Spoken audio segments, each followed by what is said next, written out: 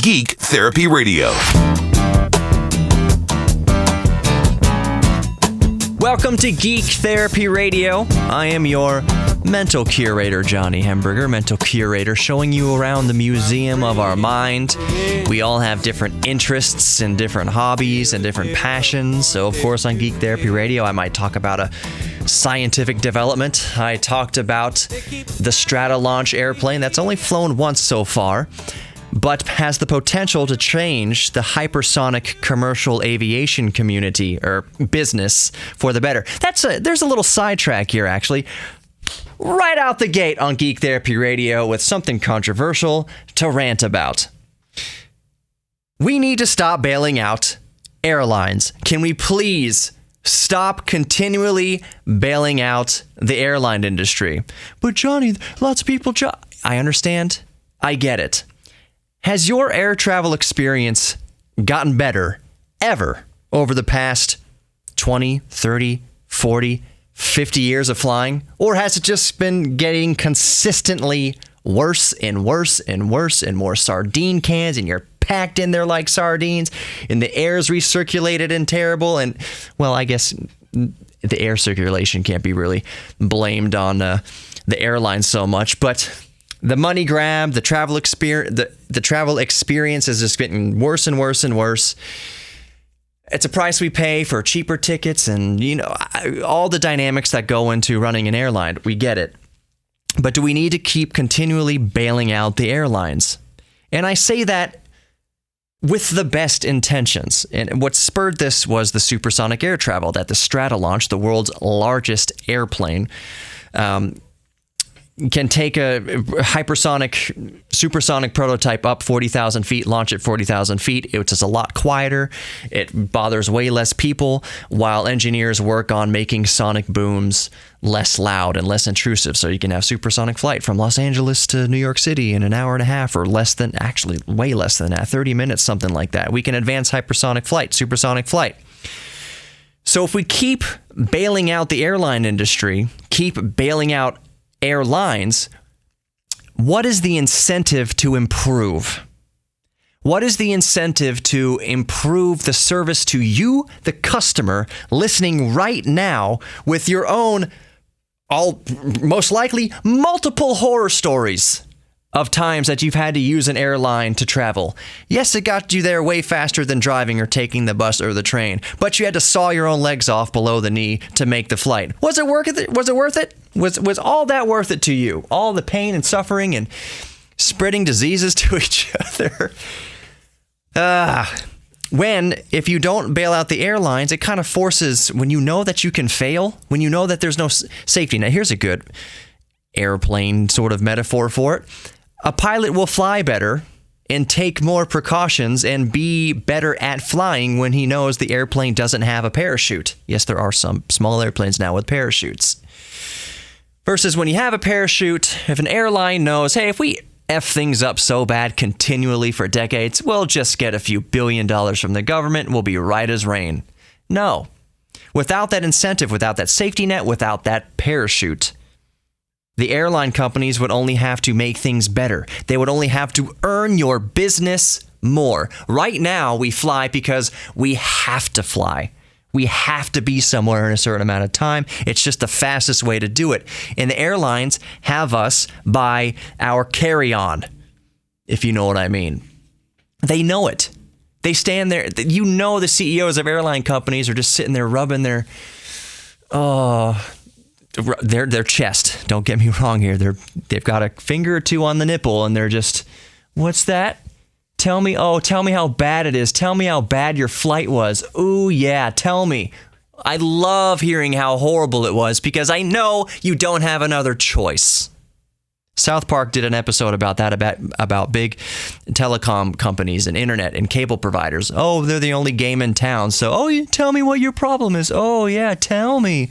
I love bathing in the sweet honey of your customer complaints because where else are you going to go? We're not going to do anything. We will continually just find areas to cut, to improve that profit margin.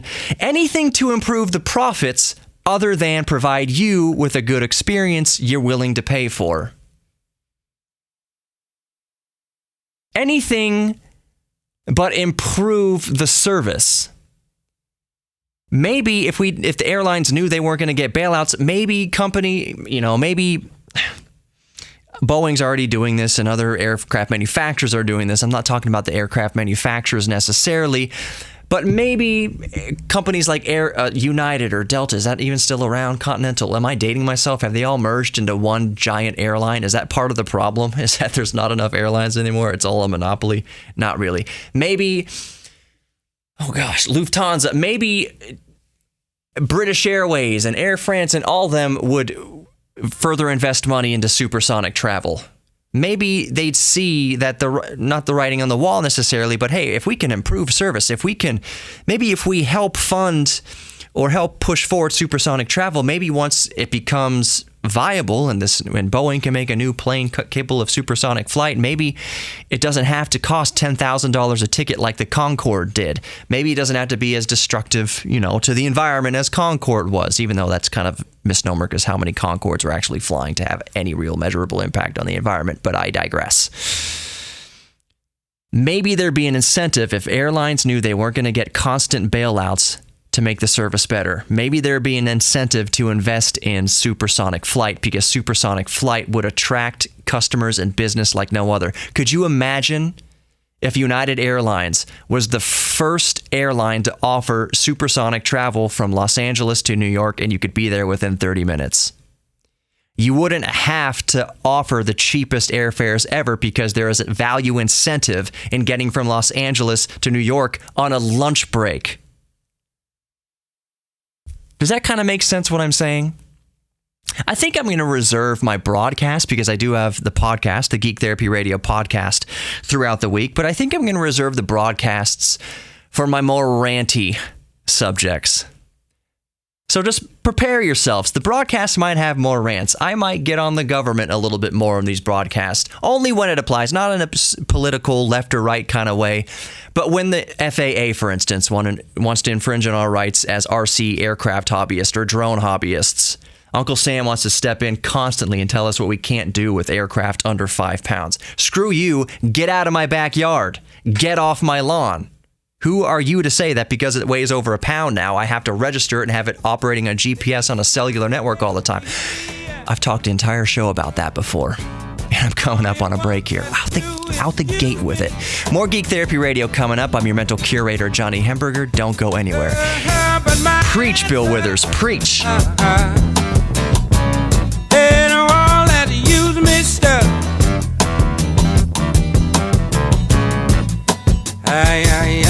I want to spread the news that if it feels it's good getting used, oh, you just keep on using me until you use me up. The podcast is available. Favorite podcast player, of course, around here, we prefer the iHeartRadio app. Just search for Geek Therapy Radio in your favorite podcast player. Look for the red, white, and black color scheme, and you'll be good to go. If you like the podcast, heck, if you like the broadcast, tell a friend. Now more than ever, Geek Therapy Radio has a purpose. I mean, I'd like to think it's always had a purpose. It's always been this kind of, I used to call it the oasis in the desert of politics. Not that I'm afraid to get political from time to time, like I mentioned in the previous segment, when it serves the interest of the hobbyist. But I tend to keep it more of it's an open invitation. I also used to say I like to draw a circle in the sand rather than a line in the sand. I have this experiment that if you line up a picnic table, put a picnic table 100 yards long on a football field, and then have some people sit on one side of the picnic table and another group of people sit on the other side of the picnic table. And the only rule is no politics. So they're sitting there, you can't talk about politics. You will find so much more in common. The chatter and the talk will just pick up to a roar. People will be talking about, oh, you like Star Wars too? What your favorite? Oh, what did you think of the new Rise of Skywalker? What did you think of Star Trek? Remember that episode where Captain Picard goes and punches the Ferengi in the face? And remember Romulans are always pestering them, and, oh, I love to build Lego. Oh, do you have this Lego set? I love building Lego. Oh, I have a kid. We're back into Lincoln Logs. I forgot how much I love Lincoln Logs. My kid was doing painting the other day. I used to be a painter, and just helping my child paint or goofing around with him has re-sparked this energy in me to paint on canvas. I love canvas. Do you like pastels? Oh, I prefer oil painting, or I prefer watercolors, whatever. You'll find all sorts of things you have in common. You might say, I love cutting the lawn. The smell of a fresh cut lawn is, I almost said an aphrodisiac. Maybe, depending on who you are. Maybe you love the smell of fresh cut grass, and it's great geek therapy for you to geek out about cutting your lawn just right, or getting out there and mowing the lawn. There's not much better some days than just grabbing a beer out of the kitchen, taking a swig of a nice ice cold Shiner, whatever you want. We're not judging you. Bud Light, whatever. No judgment here. Maybe it's a fine craft beer. Take a swig of it, set it on the trunk of your car, and you mow the lawn. You do a couple lines on the lawn, and you grab the beer off the car again and chug it. I wouldn't suggest putting the beer on the handle of the lawnmower because it's shaking too much. It's just too much shaking going on. The beer's flat by the time you cut that first line. They should make a beer with the aftertaste of fresh cut lawn. Now I'm geeking out hardcore. Do you think that maybe Eighth Wonder should put a few grass clippings in their next vat? I bet you. Do you think that would sell? Maybe not with the gasoline exhaust smell, but fresh cut lawn, a few fresh grass clipping, just as an experiment. Do one batch. Eighth Wonder, if you're listening, which I know you're probably not, although you might be because What's on Tap Radio was on just a little while ago. Eighth Wonder, any brewery, Southern Star, I don't care who you are, maybe make a batch. And I'm talking maybe just a sixer, as little as a sixer. You already have a beer called Lawnmower. Why not, make an IPA that has the aftertaste of grass clippings? And the aftertaste, I had no idea how to get off on this tangent. I'll get back to my mental experiment in a second. But they make beers with the aftertaste of, strawberries or grapefruits. It's really, really good. Ruby Red, Shiner makes Ruby Red. It's delicious. It doesn't taste like a grapefruit. It only has the aftertaste of a grapefruit. So it's not a sweet beer. It just has the aftertaste of grapefruit. Maybe you can make a batch of IPA, just a six-pack of IPA that fills your nose with the notes of fresh cut lawn. Because a lot of us might be geeks about mowing the lawn. That might be our geek therapy for the week. We have kids, we have things going on. Get out to cut the grass, put your earphones on. I just ordered another belt for my Walkman, for my cassette deck. Remember Walkman? I ordered a belt to replace the belt because I want to listen to mixtapes I've made. That's just me. I like working with analog tape a lot. So I ordered a new belt for a Walkman because I love mowing the lawn, listening to music. A lot of us, that's our escape. That's our solitude. My brother told me, and I promise I'll get back to the mental exercise of people from all walks of life sitting on either end of a picnic table having a discussion, politics free. Get back to that in a second. My brother told me recently, he's going to hate me for saying this, that his me time, he very much values his throne me time, if you catch my drift. That dropping the kids off at the pool, so to speak, is like a certain amount of time each day where the kids aren't in the bathroom, the phone's not ringing, he's alone, he can think, he can get some geek therapy in there, and maybe I don't know what he's doing on the toilet. I'm a musician, I've written some of my best songs on the toilet. Don't you laugh at me. Don't you laugh. I know there's a lot of musicians listening right now, songwriters. You know you've written your best work, some of your best work. You've come up with your best chord progressions on the toilet. Don't lie. Do not lie. Especially now in quarantine times, the bathroom, hopefully, is one last bastion of solitude. Musicians, guitarists, I know you've sat on the toilet with a six string. I know you have. don't lie, and you have written some cool riffs on there. You've come up with some cool stuff, and it's the bathroom. There's good acoustics. Why am I getting so fired up about this? Yes, I do have personal experience with it. Yes, I do know my own mother-in-law listens to this. Susie, your son has done some good work musically on the throne. Just putting it out there. Sorry, not sorry.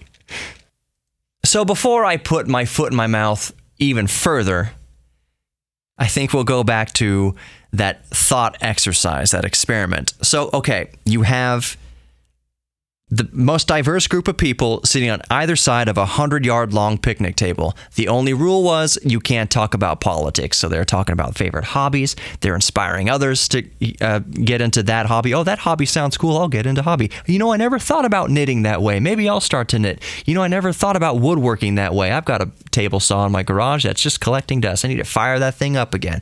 Try to make me a chair. And then trade tips, and you're talking and you're trading ideas and you're having a good time. The end of the experiment is that someone gets on the PA in the stadium and says, congratulations, we've pre-screened everybody. Everybody sitting on the left is a flaming liberal. Everybody on the right is a staunch, entrenched, you're never going to change my mind, conservative. But y'all didn't know that for the past hour. Y'all had no idea. Y'all got along with each other great. Y'all bonded over so many more great things than you realize that you had in common. How would you have ever picked up tips on, you know, what servo motor to use on the rudder of your electric airplane? Where have you ever learned any tips or tricks from, Bob Ross? I saw Bob Ross doing this thing on the painting one day, and you learned that from the person sitting next to you that turned out to be conservative. Hey, it turns out that despite everything you see and say on Facebook, you don't actually hate each other. That you hate each other and you extremely dislike each other over one thing that you don't have in common. You just spent an hour talking about all the things that you do have in common, about a myriad of different things. You covered a myriad of different topics. Stop hating each other based on the one different thing, based on the one difference of opinion. That's the thought experiment. And I know a lot of you listening right now might be thinking, didn't this guy just spend 2 or 3 minutes talking about how he plays guitar on the toilet? Yes, I did. And now I'm going to play more Bill Withers on the way out here. You're listening to Geek Therapy Radio. Thank you so much for putting up with me today. Take it away, Bill. We'll be right back. If you only knew, you'd wish that you were in my shoes. You just keep on using me until you use me up. Until you use me up. Welcome back to Geek Therapy Radio. I'm your mental curator, Johnny Hemberger. Can I just say, this is purely anecdotal. That's true, you really do. Purely anecdotal. But I have never personally met somebody who says, I'll just use an example that is poignant to today's climate. I have never met anybody, and I'm going to be fair with this. I'm going to give another example after this that you know me. I have the audacity of trying to be fair. I have never met anybody who says vocally, repeatedly, that they hate Trump supporters. Never met anybody who says they hate, H-word, capital, hate Trump supporters who doesn't also hate themselves deeply. At least hate one thing about themselves deeply. And I don't mean that to poke at those people who hate themselves. It's usually, I'm just saying, if you know people in your life who just constantly spread negativity, who have focused onto one group of people and say that they hate those people, and they're constantly belittling that group of people, thinking they have some superiority complex or making fun of them constantly. It's like, dude, okay, your obsession with Trump supporters is a little weird now. Also with Biden supporters, you can be conservative and just I hate any liberal. I hate liberals. They're ruining the country. I hate them. I'd wager there's at least something about yourself that you hate, if you don't just completely hate yourself. And I don't mean that in a belittling way, and to diminish anything. There are people, we're going through real things. And what do we do when we're going through some real struggles and maybe severe depression, or maybe we hate ourselves or think we hate ourselves? We lash out. We lash out at the group that we see that most picks at us, that most challenges, that most exposes our own open wound. And for a lot of us in this current political climate, it's to hate Trump supporters or it's to hate liberals. You can disagree. Believe me, here's the difference here. You can severely disagree with somebody else's political opinions. But it's a problem when you start actively hating them. It's a problem when groups like Antifa actively go out and try to harm conservatives. Physically, get in their face, harass them.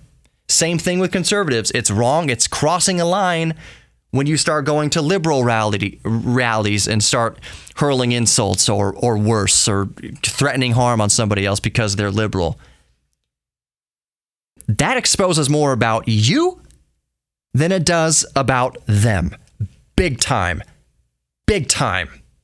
You see it all the time on YouTube. YouTube comments used to be a dumpster fire, but now they're getting better. Twitter's a great example of this. People love to do this on Twitter. They will be at each other's throats on Twitter.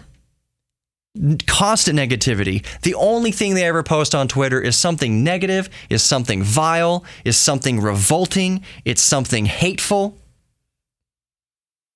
Is there any person in their right mind who sees all this filth spewing from this person's fingertips and thinks, that person must have it going on.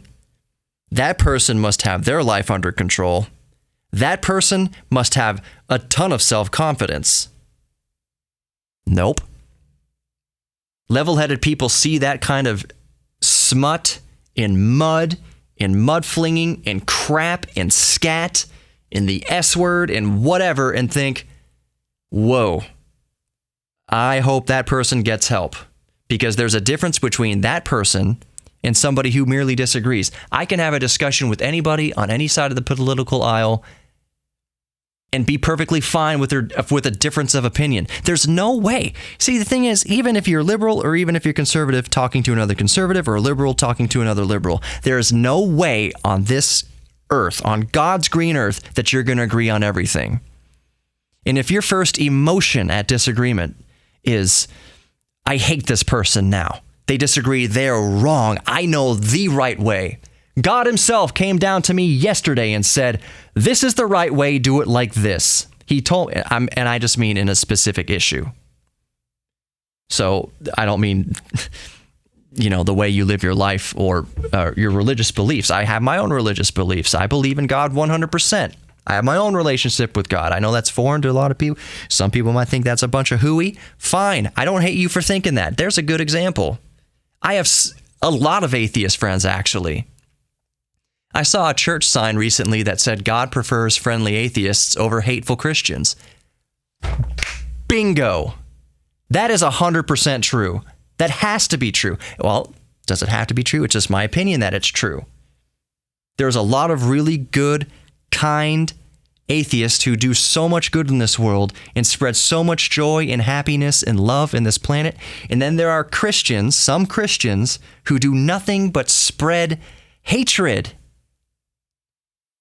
Do you think that when the leaders of the Westboro Baptist Church get to the pearly gates alongside an atheist, if there is a heaven and we get to heaven and both of us are, being judged or whatever, do you think that God's going to sit there and be like, hey, Westboro Baptist, you hurt so many people in my name. You have destroyed so many people's lives. You have made so many people feel worthless and ashamed, all while doing it in my name. Do you think I'm going to let you in here? Do you think I'm going to smile upon your actions on the earth using my name to tear people down? versus turning to the atheist and saying, I know you didn't believe in me, but you did so much good in this world. You devoted yourself to science. You devoted yourself to medicine. You created vaccines and cures. You did my work on the earth, whether you knew it or not. You were one of my instruments, and you did so much good in this world. You didn't have to believe in me. You didn't even have to believe in me. Matter of fact, you didn't believe in me, and you still did good. Versus somebody who did believe in me and did evil.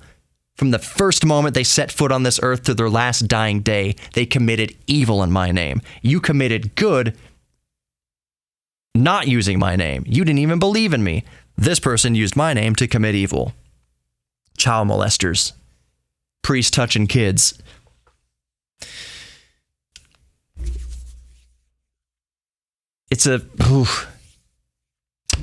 God prefers, this is just a sign I saw on the church's marquee. God prefers nice atheists to evil Christians. Good atheists to evil Christians. Does that line up? I'm just asking this. If you're a religious person out there, does that line up? That statement, God prefers a good atheist to an evil Christian, does that line up with your sense of justice? I'd have to ask myself that question as a Christian. Does that line up with my sense of justice? I would say that it would. I'm not God. I could never pretend to be God. No one really knows what or who God is. It's a constant. The faithful are constantly searching that. That's why we live our lives, is constantly trying to know that. It's a relationship. We're constantly figuring it out and doing the best we can. But you start crossing the line when you start using that walk in faith, if you want to call it like that, to hurt other people or to deny science. There's pastors, not my pastor, but I've read and heard of other pastors around there disregarding the CDC, disregarding all the advice to stop getting in big groups of people and getting each other sick. Trusting that God will protect them from the spread of disease. And part of me, I'm just like, part of me agrees with that, but also part of me thinks that God sent doctors and very smart people here to tell us, maybe God's way of protecting us from communicating disease to each other is by using the instrument of doctors to say, stop coughing and sneezing and shaking hands and kissing each other right now. Just for right now, chill out. Also, the church, by the way, Christians out there who think that their government's coming down and they're just trying to destroy your church. The church never was the building. Never once was the church ever biblically the building. The church has always been the people. Always. That has always been the church. Not the brick and mortar, not the wood and nails, the people. What does God say in the Bible? Wherever two or more meet up, there I am. Guess what? We can meet up over live streaming now, over video, over the internet. We're live streaming services. Technology is not the devil. Science is not the devil. What if science and technology, science and technology is the blessing. Science and technology is the miracle.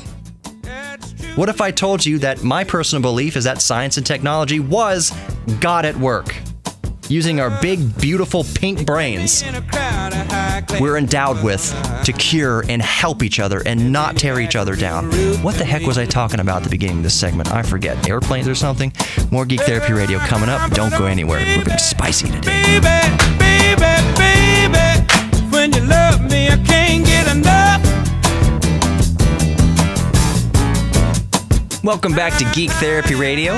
I'm, of course, your mental curator, Johnny Hemberger. We're having a feisty, spicy one today, if I do say so myself. But, this is one of those episodes of Geek Therapy Radio where it's really therapeutic for me. Just to vent, really, to get the juices flowing and get feisty with it a little bit. I mentioned earlier that I was going to try, maybe going forward, to reserve the broadcast that you're listening to, which I also podcast the broadcast It's 2020. The broadcast is promotion for the podcast. But I mentioned earlier that I might start leaning the broadcast towards more of this kind of fiery, more opinionated stuff. Of course, it's still an open dialogue, and maybe opinionated isn't the right word, even though it's going to be. Anybody who has any sort of microphone is going to have their own opinions. We all have our own opinions. You listening right now have your own opinions. You may agree or disagree with my opinions. That's fine, as long as we don't hate each other for it, because hating each other over difference of opinions is stupid. That is... it's dumb. Hating people over differences of opinion. But I might go forward from here and reserve the broadcast. So if a subject comes up during the week and I want to talk about it, I'm going to reserve the broadcast for the kind of maybe the spicier, more lively things.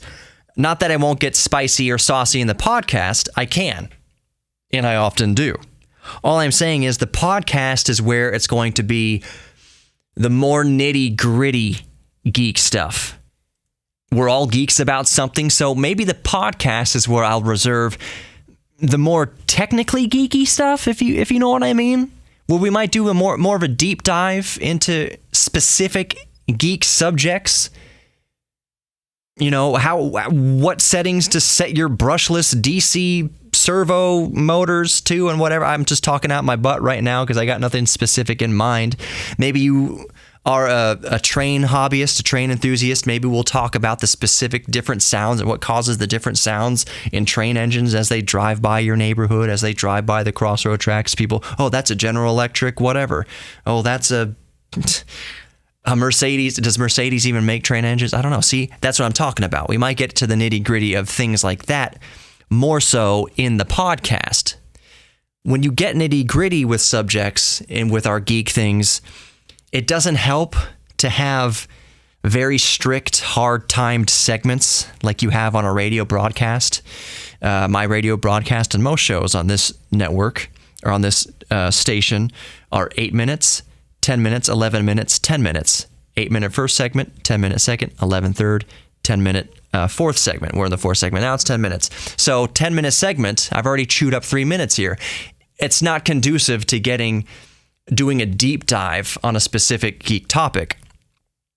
So I might try to reserve the podcast for more of those deep dives and keep the podcast or the broadcast a little more spicy, a little more free to explore, kind of abstract, and maybe if the FAA is trying to infringe on drones, maybe I can talk about stuff like that in the broadcast. Who knows? I'm still working it out. I'm a geek about this radio stuff, so I'm still working out. I will always be working out what I do and don't talk about on this show. But today in this broadcast, in this segment here, I do want to at least touch on a couple of specific geeky things that I've got going on in my own life. Those who follow me on social media and who listen to the podcast every day know that I've got this experiment going on with micro cassette tape, not standard cassette tape, those micro cassette tape recorders that you use for dictation and other whatnots using answering machines. Well, you used to back in the day. Micro cassette. I have this idea, and it's coming along nicely, to mix a song that entirely uses micro cassette. So what I mean is record the kick drum by itself to the micro cassette, and then play that microcassette into my computer on its own kick drum track. Then erase everything on the microcassette, record the snare drum by itself onto the microcassette, play the microcassette into the computer on its own snare drum track. So basically I have 16 tracks of a rock song, but every instrument and the vocals came off of microcassette. Why? This is a challenge. This is an experiment no one in their right mind would ever ask for, but it's fun. And to me, and to a few other people, apparently, it's this fascinating. People are waiting for the results of that experiment. How well can I mix a song? Can I make anything workable from it? The typical frequency response of a microcassette is between 400 and 4,000 hertz. That's limiting. Not limit like audio limiting. That's a limited frequency response to do anything with. In my initial dabblings here, my nice little experiments here. I have dumped all the tracks into my DAW, which is Cakewalk Sonar. I might use Pro Tools a little bit too, but in this case, I'm using Cakewalk Sonar. I'm finding that I can extract, surprisingly, some low end out of there. I have to stack, I kid you not, 4 or 5 equalizers on top of each other. So I have to use one. So for the kick drum, there's nothing there. So I boost, 60 to 80 hertz by 24 decibels. Still, a little bit, but still not much there. Open up another EQ. Push the low end up 24 decibels more. 48 decibels total now of low end boost. There's a little bit more there. 3, 4, 5 more compressors until I actually have the thud and thunk of the low end of a kick drum. To me, that's fascinating. It's going to be fascinating, the fact that I can extract some low end from instruments, so from the kick, from the bass guitar, but I can't do jack squat with the high end. I can't pull any high end out of the micro cassette. So there's not going to be any air to the vocals. Electric guitars mostly should be fine. Hi-hats, it's even hard to reproduce on AM radio. It's going to be tough. I can't get any natural air to anything because it all exists in the high end. There's nothing there to work with on micro cassette tape. But that's what I'm geeking out about right now. That's kind of the sprinkles, the sugary sprinkles of life, and that brings me joy to do things like that. So that's what I'm up to. I also received a new solar panel, a new 200-watt solar panel to keep building my little off-grid solar generator setup. Hopefully now I can run my garage door opener off of that. I have a 1,000-watt, 2,000-watt peak pure sine wave inverter.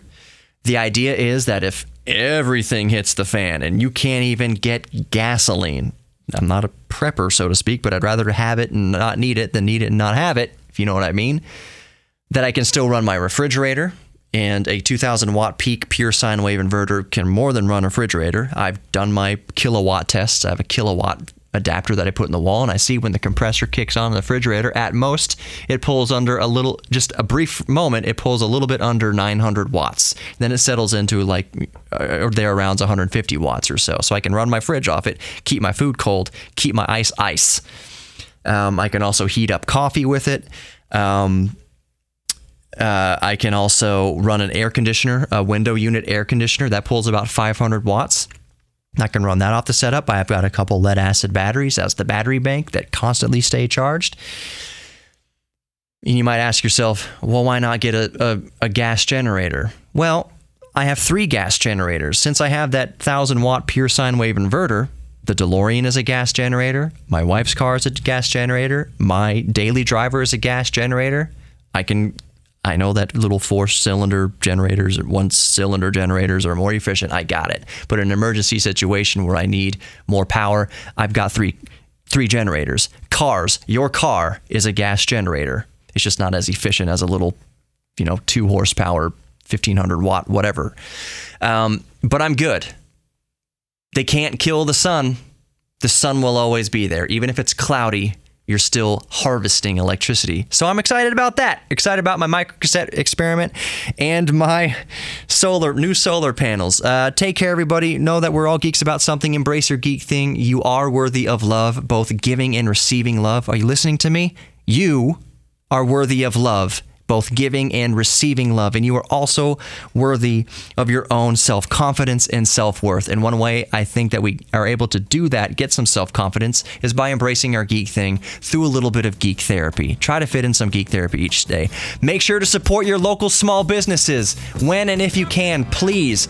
Best Automotive in Kingwood on North Park. They are such a great mechanic. They'll take care of your classic car or your modern car.